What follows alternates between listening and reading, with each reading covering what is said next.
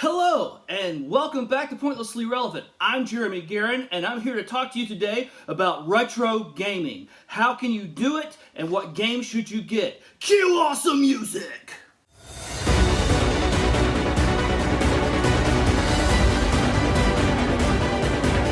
Many of you guys know that one of my favorite hobbies is retro video gaming. You probably saw my video when I went through like my top, 10 video games, and several of those that I mentioned were of a retro variety. So what do we mean by retro? That's a really good question because some people would say anything that is older than the current console, okay? So since we're at the Xbox One right now, they would say that the Xbox 360 is retro.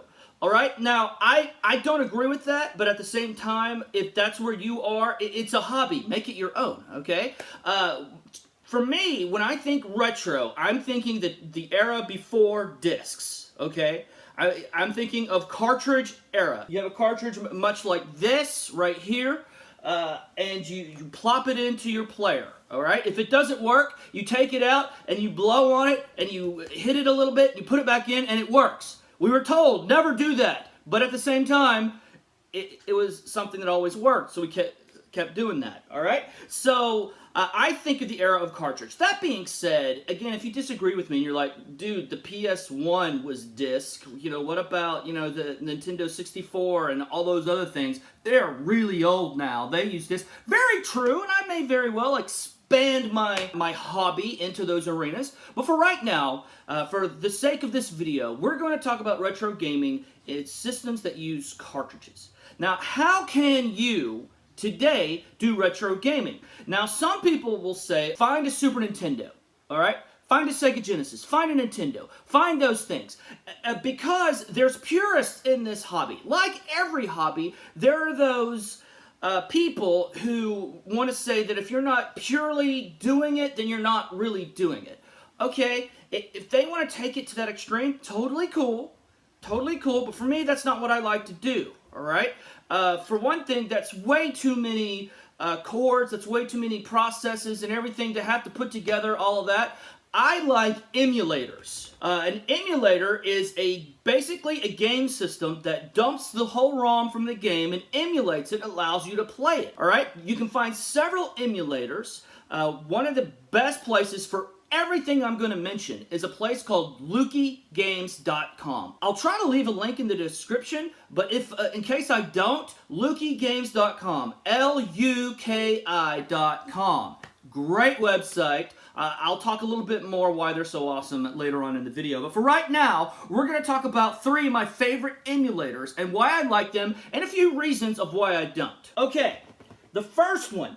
There are 5 different versions of what I'm showing you right here. Okay, this is from Hyperkin, I believe. Yes, this is from Hyperkin, and it is called the Retron 5. You can get cheaper ones, okay? You don't have to have one that is so decked out. You could get, I think it's the Retron 2 that has Nintendo, Super Nintendo, and Sega Genesis. If that's all you want, you can go get a Model 2 or a Model 3, I think, for like $50. They're starting to have them at GameStop, all right? I would say get them at Luki Games because their site is awesome. But at the same time, I went with the Retron 5. First off, let me tell you why this thing is awesome. I have some complaints in it here that I will use. I'm going to be honest. But it is an awesome, awesome machine. And I would definitely recommend this thing. Why? Let me tell you why. Because, first off, it plays Famicom, NES, Nintendo, Super Nintendo, and Sega Genesis. It also plays Game Boy games, Game Boy Color, and Game Boy Advanced games. In fact, Hyperkin is also starting to bring in other things that you can use to upgrade it that will allow for more console use. Not like way modern, but for a lot of the Sega handheld type of games, they're starting to add that as well. And I think you can find those on Luki Games as well. All right, what else is really awesome about this? Well, one thing that needs to be mentioned that you might already have a question about is, Jeremy, you said Famicom. What is that? And here's the deal. It doesn't just play Famicom games, but it also plays Super Famicom games. And all you have to do is insert it directly in the Super Nintendo slot, and you're good to go. And you can play your Super Famicom games. What is that, you might ask? Well, in Japan, they had, instead of the Nintendo and the Super Nintendo, their version was the Famicom and the Super Famicom games. Now, for the most part, what you got over here is also what you got over there. A lot of the games, there's no difference. However, there are many games that they had in Japan that did not make it over to the US. And several of those games are great. We're going to go over a couple of those games here in a little bit. But having the ability to easily play Famicom and Super Famicom games really elevates this, okay? It's awesome. I love it. Another thing to like about this thing is the controller ports, okay? It's got controller parts for Nintendo, Super Nintendo, and Sega Genesis. But here's the deal. Let's just say that you don't like the Sega Genesis controller because it is a little weird. But you love some Sega Genesis games. That's okay, because it doesn't matter what controller you use. If you plug in the Super Nintendo controller, you can use that to play Sega Genesis games. Vice versa, you can use the Sega Genesis controller, if for some strange reason you like it, to play Super Nintendo games. That is a really great feature. Okay, so let's talk about a couple of the negatives of this thing. There are a few. For one thing, when you're putting in a game, here I have a Super Famicom game, Sengoku. I love this game. We'll talk about it here in a little bit. But this looks a little bit different than your Super Nintendo, right? So I'm gonna put this in the Super Nintendo slot, and it's not like the old days.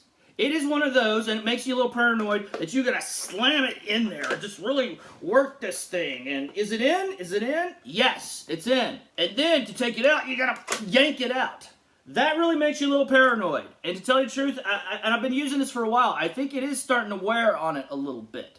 Okay, another thing that is not cool is this wireless controller. When you first hear the news about wireless controller, it's like, wow, that would be so convenient, you know? But no, it's not. This is one of the worst controllers I've ever used. It's terrible. In fact, this one, I tried to use it yesterday because there are things that you have to have this controller for. Hopefully, whenever Retron 6 comes, they'll fix this problem. It's one of those things where the positive comes with a negative. There is a great positive with the Retron 5. The menus are very easy to use, all right? You go into that menu and you can change your options. You can have scan lines if you really want that purist feel, you know, hey, it's like the old school playing it on our old SRK TVs, all right? But you can also like have eagle eye, which that's what I use, and it really puts out the colors. Yes, the HD colors, because one of the cool things is that this has an HDMI port. And yeah, some of these old video games that I used to love, I put them on there, and they're beautiful. They look fabulous. One of those great things in the options comes with a negative. There is save points in this, all right? You can actually have save slots for your games. Why is that important? Because retro games that we're talking about are much harder than video games nowadays. So many people, they're like, oh, this will be easy, and they're dead, and they die, and they keep dying, and after a few deaths, they gotta start the game over. All right? Most games today are not like that. But it is true, that's what happens. So if you're somebody that you don't have the opportunity to just sit down for 5 to 10 hours and play a game all the way through, having that save slots is so important. But you can't get to them from the game unless you have the controller with the home button. Alright? So, not only do they give this terrible controller, but they also fix it to where you have to use it. Now, if you don't care about save slots, that's okay. You can just use your old controllers, all right? Or you can buy new ones on Lukey Games. You can just do that. It's a little bit more monotonous because when you're done with the game, what you're supposed to do is, again, hit the home button, let it go back to its original menu, and then take the game slot out. However, if for some reason it continues to just stink and doesn't work, then you have to turn off the console, take your cartridge out, and then turn the console back on, and then put a new cartridge in if you want to play a different game. That could be a little monotonous, so I'm going to have to wait till Lukey Games has another one of this, or try to figure some way out fix this thing. We've said some negative stuff. Please don't take that as a, well, I'm not getting that, Jeremy hates it. No, I love it. In fact, it's one of my favorite things that I own. I love playing retro games. It's so much fun. Okay, there are other emulators that I really enjoy. We're going to stay with Hyperkin, all right, and show you the Supaboy S. You've got this nice LED screen. You've got this right here and this right here. What that is that's for controllers if you want to use them, or you can just use the buttons. And it's really, it feels good in your hand. You can also use this as a Super Nintendo. You can get the jacks and you can plug it right into a TV, and you can use it for that. It works on just about everything. Whereas the Famicom works most of the time. There are some games it just doesn't like. There's some games that it doesn't prefer, particularly if you get a homebrew version. I'll talk about that in a minute if you're confused what homebrew is. But this plays just about everything I put into it, that's Super Nintendo or Super Famicom. I absolutely love this thing. Another great thing is, going back to the controllers, let's say you're on a long bus ride and you got a friend with you. You just pop out the tray in front of you, put this thing on it, jack into the 2 controller ports, and you can play 2-player games for your whole ride. I mean, this is really great. It's also, if your kids need to play video games on a long car ride, this thing is great. They can play together. It's very usable. It's very cool. What is its limitations? Not much, to tell you the truth, other than it's just for Super Nintendo. Okay? But Super Nintendo is one of the greatest retro consoles of all time. There's no complaints there. However, I do have a lot of Sega Genesis games that I really love, so in addition to this, I also wanted something that could allow me to handheld some good Sega Genesis games. So I got the Retro Duo from RetroBit. Okay, this is an awesome machine. It feels great. The screen is really cool. As it comes right now, it can only play Super Nintendo games. Alright, but that's totally fine because you can get a cartridge, alright, so you can play your Nintendo games. But what I was really looking forward to was this RetroGen adapter that allows you to play Sega Genesis games. Again, the emulation is really good. I don't think that I've put a game in it yet that hasn't worked, knock on wood. Alright, so a couple of negatives. There's really only one main negative, okay? Now see where your bumpers are according to where your cartridge is, okay? I'm going to put in a Super Nintendo game real fast. You can see how that's a little cumbersome right there. You don't have a lot of room. I don't use the bumpers a lot anyway in retro games, but still, if you need it for a special move, then there's that. Another thing that you kind of got to get used to. Yesterday, I was playing with Luke, and Luke was having a hard time getting it to work. It would keep freezing on him, and finally I realized what was happening, because it was happening to me at the beginning too. This is not something you shake around. Okay? This is something that you get. You need to keep it down in this position, especially if you're using an adapter, and keep it steady. And play it that way. If you do this mess or anything like that, it will jiggle and it will freeze up on you.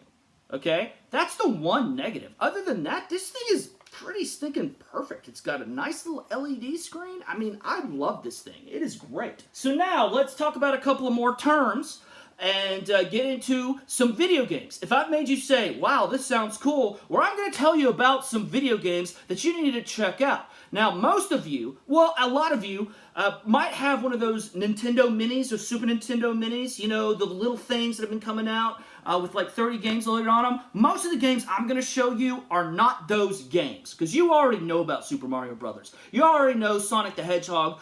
You already know probably several other things.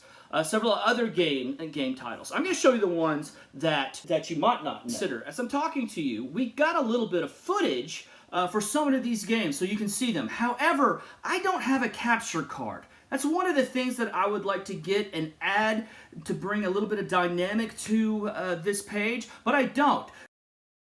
So, what I did is I used my iPad to record some video games off of the TV. It's an OLED TV, but you know what? Since this is a retro gaming video, that kind of fits with the whole thing, because that's what we always used to have to do in doing videos like this. Hopefully I'll pick up a capture card at some point, but here we go. Let's talk about games. One of the first games I want to mention, and it took me a while to find one of these, is a game called Battle Mania 2.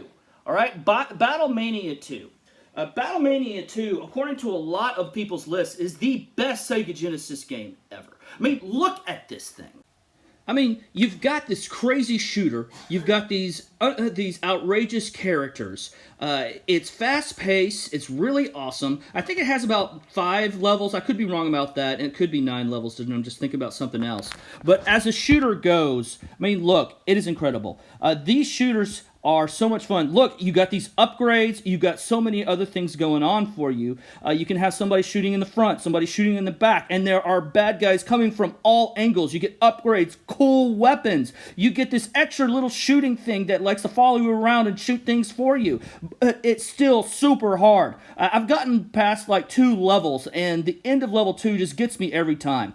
These are those hard games that you need those save states for if you really want to progress. Now, if you're a purist, maybe you just need to do this over and over and over again until you can finally sit down and do it. That's fine. But however you do this, you need to get this game to one of the greatest games of all time. One of those is Contra 3, The Alien Wars. This game is hard. As shooters go, it's neck and neck. You go back and forth, which is better, Contra 3 or Battle Mania 2. But either which way, this is one of the funnest games that you will ever play. I mean, check out some of this footage. Look at this. Right off the bat from the game, you can tell it's a shooter. You've got a lot of enemies on all sides. You die so many times. You have to get those upgrades that fly over you, even if it's going to risk a life, because you have to upgrade your guns. Your guns are not going to be good enough at all. This is one of my favorite weapons. It just targets enemies that go by, and what you want to do is that when you have a weapon you like, don't replace it with a stupid little laser gun, because you will die. But you're going to come back. You got a couple more of those. And also you got these trick dogs that come out of the background. You got people coming from all over the place. It is crazy. You know, one of the cool things about this game, though, is that it is a very fun co-op game. Now, there is a version A and version B. If you ever get this game, you'll see that in the menu. Word is, and I haven't seen this, but it could be that I die a lot anyway and I just didn't notice it. Word is that version A does not do friendly fire, meaning you can shoot and kill your teammate, which is terrible because this game is already hard enough. I think it is version B where you get friendly fire. Hey, it's not going to happen. And you can see the two of us taking down one of the awesome boss battles. Also, one of the cool things about this game right here is that different levels have different gaming styles, and it takes a little bit to get used to the gaming styles. You got a top-down, you got these crazy sideways going levels. It is such a great game. Another great game is Sunset Riders, a very colorful cowboys game that came out shortly after Contra 3, from my understanding. It's a lot like Contra 3, but it's cowboys. The game gets harder as it goes along. The early stages are not too bad, but you can see how slow those bullets move. But before long, you're going to get a whole lot of bullets coming from a whole lot of different generations. You've got 4 different characters that some of them have rifles, some of them have long pistols, some of them have short pistols. Some are just have different attributes. You've got different obstacles that you got to deal with, including a herd of cows that I think is going to come up and kill poor Luke, who is playing this game at this time. You got to jump on them and do your best. Do whatever that you can to get to the next level. Boss battles are very, very hard. I played this game a lot. The boss battles in Sunset Riders are really hard. I've gotten to level 3 or 4, but still, every now and then when I'm playing that first level, that first boss battle gets me, and I just totally get frustrated. And again, this is retro gaming, so you go all the way back to the beginning of the game. Very frustrating. Going back to Sega Genesis, another one of my all-time favorites is RoboCop vs. the Terminator. RoboCop vs. the Terminator is based on an old comic book series, which is based obviously off of the 2 great characters, RoboCop and the Terminator. And you bring these series together. The comic books have always been really good. They do a really good job with the story. But this game is just cool. You get to be RoboCop. And at the beginning, you're trying to fight through a bunch of gangsters and bad people, and then Terminators start arriving. Check out this great footage. I mean, you get to be RoboCop with all these cool guns, going through and just like killing everything. It's totally fun. There's a Super Nintendo version, but just like they did with Mortal Kombat, it doesn't have any blood. And this one, when you shoot a bad guy, they explode. And then you get to your first Terminator early on in the game. You kill him, he comes back. You kill him, he comes back. Also, you kind of got to get the rhythm of this game because, again, the bullets move slow, so you got to dodge, duck, jump, all those kind of deals. Oh, this is great. The Terminator is about to come up in Terminator Farm. Oh, what's going on? This is a super fun game. Includes characters like the Kane version of RoboCop, for those of you who have seen the movie RoboCop 2. The story is actually really good. It's a lot of fun, a decent difficult level. Go out and get it. Going back to Super Nintendo and fighting games, one of the best fighters is not Street Fighter, it's not Double Dragon, it is Teenage Mutant Ninja Turtles 4, Turtles in Time. It's got multiple colorful levels. You never know what you're going to see. You've got dinosaurs, you've got cowboys, you get to fight the Foot Clan. There's a lot of really great traps that you can have. It is a two-player co-op, and then you can play that together. You fight the Shredder. It is just a really, really great street fighting oriented game. Also, getting to see so many of the characters, like, say, Baxter Stockman or the Krang. You get Leatherhead. You get so many of the different characters. If you're a fan of the original animated series, then you will really, really love this game. It is in just about everybody's top 10 list of retro games. It is fabulous. You need to play this game.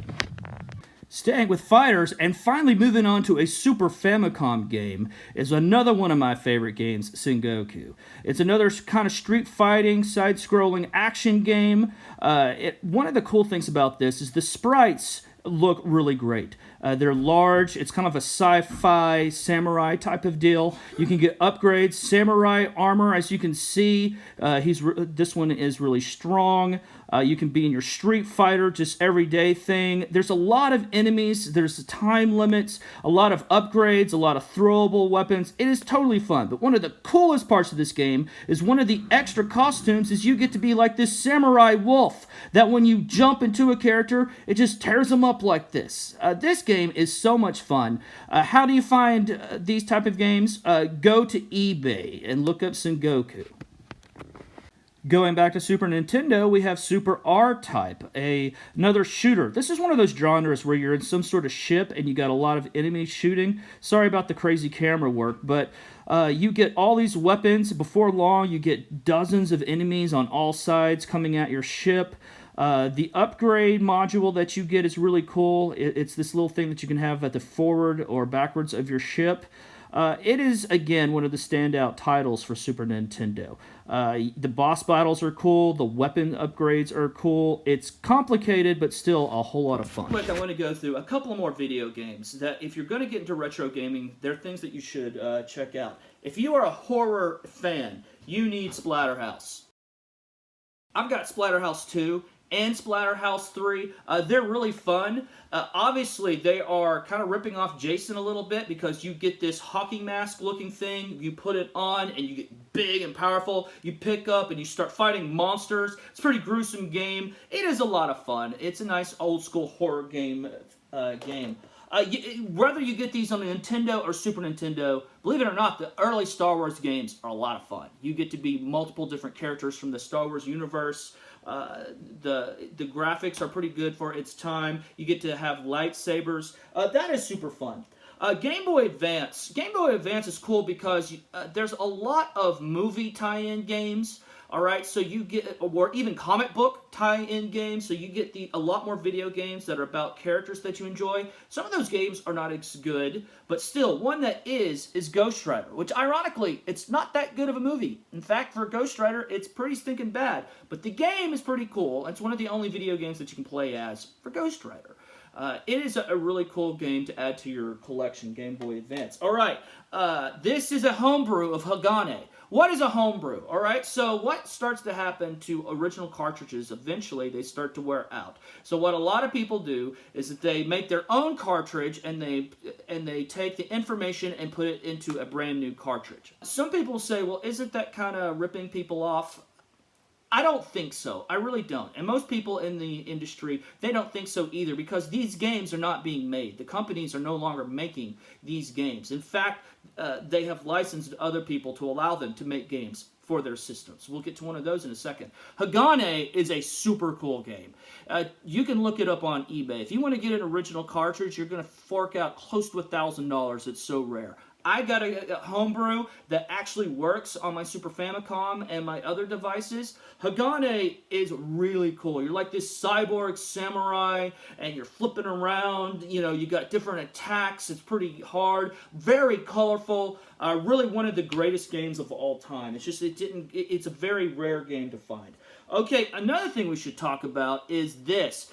From Pico Games. Pico does new games for old consoles. They also do some Sega games. They also do some Nintendo games. But one of their famous ones is Iron Commando. It's a lot of fun. It is co-op. It's a Street Fighter type of game, Double Dragon type of game, but with a little bit of better graphics, going through the streets, beating up bad guys. A great job from Pico Industries. Also, from Sega Genesis is the Terminator 2 game. This is one of those arcade imports. Maybe you remember from like 20 or so years ago, the Terminator 2 game. It came out right with the movie. It was a first-person shooter, and you were given an Uzi trying to shoot Terminators. Well, it's just as fun in the arcade port. It's a ton of fun, especially if you're on the road and you're doing this. It's really cool. Well, guys, I hope you enjoyed this video, and I hope that you learned a lot. Learned a little bit about retro gaming. Maybe it's something that you would like to get into. If you have more questions, or you can think of some other retro consoles or games that need to be played,